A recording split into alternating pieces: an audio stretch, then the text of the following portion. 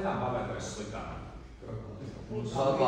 Kā kur draugi, pareizi, jā, un vajag atsījāt, zin kā, tas ir tā kā, domājies, tev dēli piesūkusies, cik ilgi tu viņu baros, plēs viņu nos, būs sāpīgi sākumā, jā, tas pats ir ar jūsu draugiem veido vidi, ja pasties uz cilvēkiem, uz 5 cilvēkiem, no kuriem tu pavadi visvairāk laika, gribētu būt kāds tā kā viņi ir.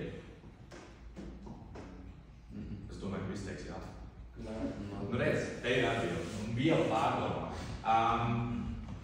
Tas arī man lika uzreiz apsvērt savu dzīvi un pastīties. Un ja šobrīd pastos uz 5 cilvēkiem, man pat teiksim ir, man liekas, 10 tuvākie cilvēki plus mīnus.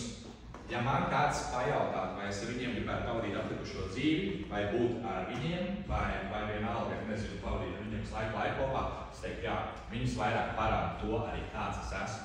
Jo cilvēkiem ir tā, tu sāc kaut ko dzīvē darīt, pārējie to mēģina vilkt uz leju.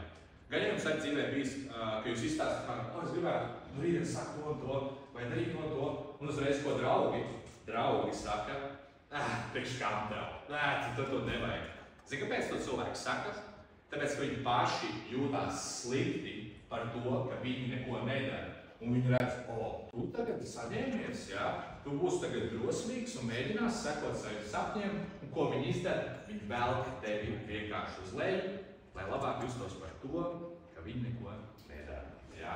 Jo cilvēki patīk sēdēt komforta zonā, bet zin kā, neviens pasauli mainošs notikums, jā, vai izcila ideja, nezinu, dziesmu, zīmējums, nav notis vienkārši mājās uz dīvāna sēžot, jā, sēžot pārējais.